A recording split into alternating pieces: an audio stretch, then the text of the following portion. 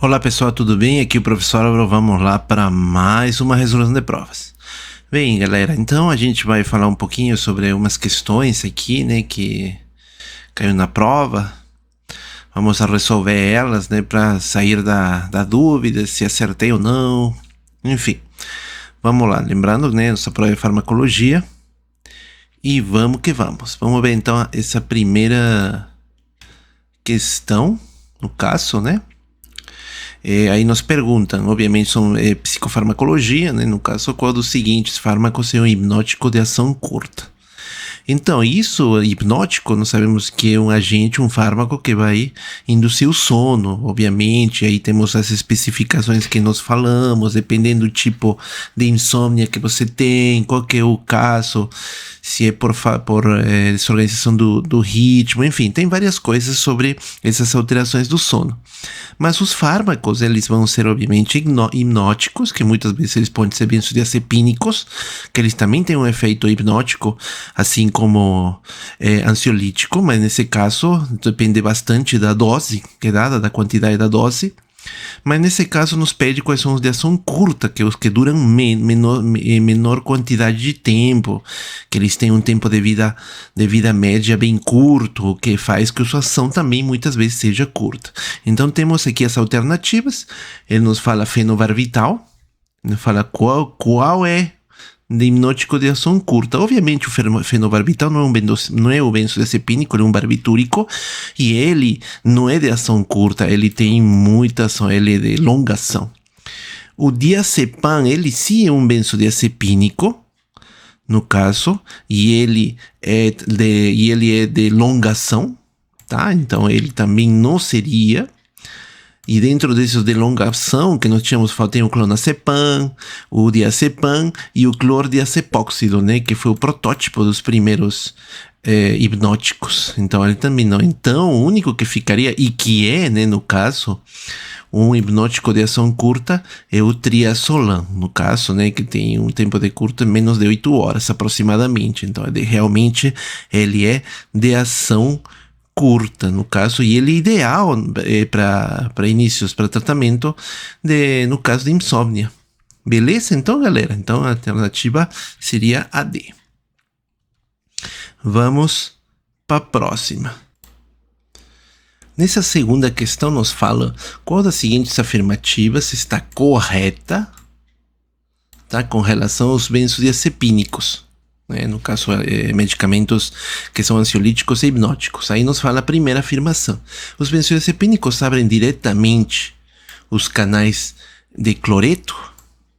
Então, lembrem assim, nenhum dos fármacos, estes fármacos benzodiazepínicos abrem de forma direta. Eles vão interagir com o receptor GABA. Eles vão interagir com o receptor GABA. E o que o receptor GABA se encontra dentro desses canais, né, por onde vai entrar o cloreto. Então, falar que o benzodiazepínico abre diretamente não é correto. Então, essa aqui seria falsa, tá? A próxima. Os benzodiazepínicos têm efeito analgésico? Não. Eles não têm um efeito analgésico. Porque analgésico é tirar a dor, de interagir com mecanismos de nocicepção. E no máximo que eles têm, né, um efeito relaxante muscular, mas mesmo assim ele não interage com dor. Ele não vai parar a dor. Ele não é um analgésico, os benzodiazepínicos. Pronto. A C.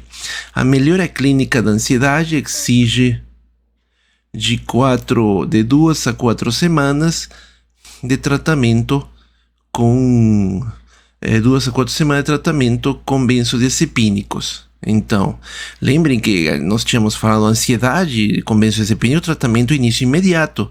Esse que está falando de 2 a 4 semanas, normalmente a gente pode falar com antidepressivos, mas não é nesse caso, tá? Então, esse aqui também é falsa. E que todos os benzodiazepínicos têm um efeito sedativo. E todos eles têm. Por mais que sejam de longa ação, ação média e curta ação, eles têm sim um efeito sedativo, já que eles são também hipnóticos. Beleza? Então, pessoal, então aqui seria a letra D. Beleza? Vamos para a próxima. Nessa terceira questão, nos falam qual das seguintes afirmações é correta. O fenobarbital tem propriedades analgésicas? Falso, não é não? Já tínhamos falado. O fenobarbital é um hipnótico de ação ultra curta? Não, ele é de ação longa. E o propanolol atua na subunidade alfa-1 dos receptores benzodiazepínicos? Não, ele não atua nos receptores benzodiazepínicos. Nós já tínhamos falado que normalmente são receptores beta-adrenérgicos ou alfa-adrenérgicos. Então não são receptores benzodiazepínicos, porque na verdade o propanolol ele controla, sabe, aquela ele é como um relaxante, um calmante, né, evita, né, as arritmias que muitas vezes dá durante as crises de ansiedade, por exemplo. Então sobraria a letra D, que a buspirona tem ações similares aos benzodiazepínicos, com certeza. O único que é diferenciado é que a buspirona ela não reage, no caso, com álcool, não interage com álcool, como fazem os benzodiazepínicos, mas ele também é um ansiolítico hipnótico, beleza? Então seria a resposta a letra D. Na próxima questão nos dá um caso clínico na qual se fala um empresário de 55 anos começa a apresentar alterações no humor, beleza? Já podemos observar, ele está perdendo o interesse pelo seu trabalho, pelo jogo diário de tênis, preocupa-se com o sentimento de culpa, falta de valores, desesperança, além dos sintomas psiquiátricos, o paciente se queixa de dores musculares no corpo. Os exames físicos e laboratoriais nada revelam de significativo. Após 6 semanas de tratamento com fluoxetina, né, um antidepressivo, os sintomas do paciente sumiram. Beleza, ótimo. Após 6 semanas, né, que é normalmente, né, a partir de 4 semanas que se iniciam para o início eficaz desses antidepressivos. Contudo, ele reclama de disfunção sexual. Aí fala, qual dos fármacos deve ser útil para esse paciente? Então, esse é um problema seríssimo da questão da disfunção sexual, que causa mais problema principalmente no homem do que nas mulheres. E quase todos os medicamentos que a gente tem, no caso antidepressivos, eles têm uma função também que causa essa perda de libido. Então, dentro de todos eles, né, temos os clássicos, né, a sertralina, inibidores da captação de serotonina, temos o citalopram também, de serotonina e noradrenalina, que também provoca. Então, e a mirtazapina. A mirtazapina, ele já seria como se fosse um dos antidepressivos recentes, né, top, moderno, e que ele tem sua principal função, que ele não provoca essa perda da libido. Então, ele é o indicado, a mirtazapina, tá? E a trazodona, ele é o antidepressivo assim bem baixo, né? Então, nem entraria para a gente falar disso. Então, seria a mirtazapina. Vamos lá para a próxima, senão vai ficar muito comprido. Aí nos fala uma alternativa de fármacos antidepressivos do tipo inibidores seletivos da captação de serotonina, exceto. Então, saber qual de todos eles, no caso, não é. Então, temos no caso, o citalopram, que é também um inibidor da captação de serotonina, o citalopram, beleza. Quem são normalmente? É o citalopram, a fluoxetina, a paroxetina e sertralina. Então, a sertralina também é, a fluoxetina também é. O único que não seria é a venlafaxina, porque a venlafaxina é um inibidor captador de serotonina e noradrenalina. Tá? E em conjunto com essa venlafaxina, temos a desvenlafaxina, a duloxetina, entre outros, que captam, né, a norepinefrina e serotonina. Beleza? Então, pessoal, vamos lá para a próxima. Nessa questão, nos fala os antidepressivos atípicos apresentam variadas reações colaterais, exceto, ou seja, qual que não apresenta, né? Obviamente, eles vão apresentar problemas no trato gastrointestinal. No caso, elas vão apresentar também letargia, né? No caso, já tínhamos falado disso, que se tornam lentos. Vão alterações no sono. O único que eles não vão causar é a taquicardia. tá? A taquicardia não é causada, não é uma reação colateral desses antidepressivos atípicos. Vamos para a próxima. Na questão 7, nos fala referente agora aos antipsicóticos, mal que alternativa incorreta. Então vamos lendo, né? Lembra antipsicóticos para controles de quadros psicóticos. Os primeiros sintomas da esquizofrenia são os positivos? Não, né? Aqui a gente já pegou, né? Os primeiros sintomas da esquizofrenia são os negativos, então aqui que é a incorreta. Nossa, a gente achou na primeira, né? Então aqui a resposta é a A. Aqui nos fala, os antipsicóticos típicos bloqueiam receptores dopaminérgicos. Isso, tipo 2, né? Porque lembra que temos mais, né? D1, D1, D2, D3, D3, D4.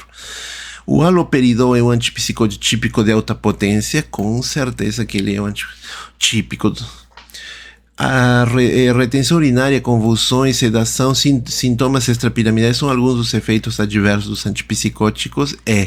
São alguns dos efeitos adversos dos antipsicóticos. Então aqui a resposta é a alternativa A.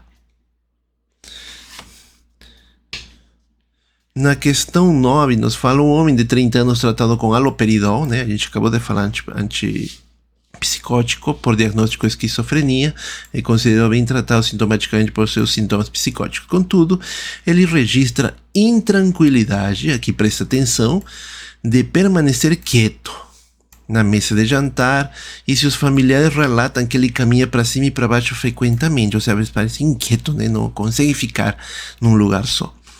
Isso nós sabemos, e aqui relata, né? Trata-se de um sintoma da síndrome extrapiramidal, né? O CEP, que é caracterizado como um efeito adverso pelo uso de antipsicóticos.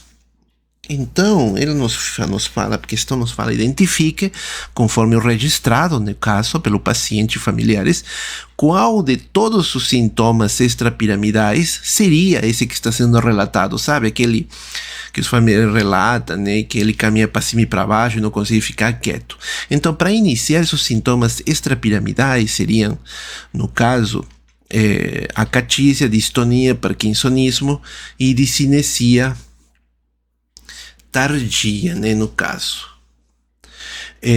Mas aqui a gente tem que observar muito bem que a primeira aqui, que é quando tem a gente não consegue ficar quieto, né? Que é? Que seria, no caso, essa resposta, que seria a acatícia. Só para lembrar que esse aqui é a questão 8, tá? Aqui teve um erro, esse aqui é a questão 8. É a acatícia, que não é aquela, não fica quieto, né? Aí temos a distonia muscular, que são movimentações involuntárias dos músculos, o parkinsonismo, no caso que é aqueles sintomas clássicos do Parkinson, né? Como a tremedeira, né? Essa movimentação, e a discinesia tardia, que são movimentos involuntários de algum membro, né? Da mão, do braço, tá? Mas esse que é relatado pelo paciente, ele é, no caso, acatícia. Beleza, pessoal? Então vamos à questão 9. Na questão 9, referente à farmacologia dos anticonvulsivantes, marque a alternativa incorreta. No caso, ele fala ácido valproico valproato diminui a condução dos canais sódio, com certeza. Os efeitos adversos, no caso dos anticonvulsivantes, são sedação, depressão e psicose.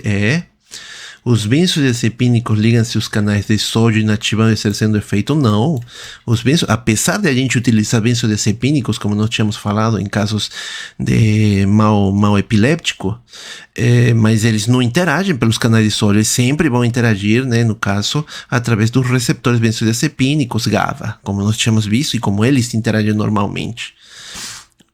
Então seria aqui a resposta, a letra C. E a fenitoína é um anticonvulsivante pertencente à classe das cidantoínas, com certeza, tá correto.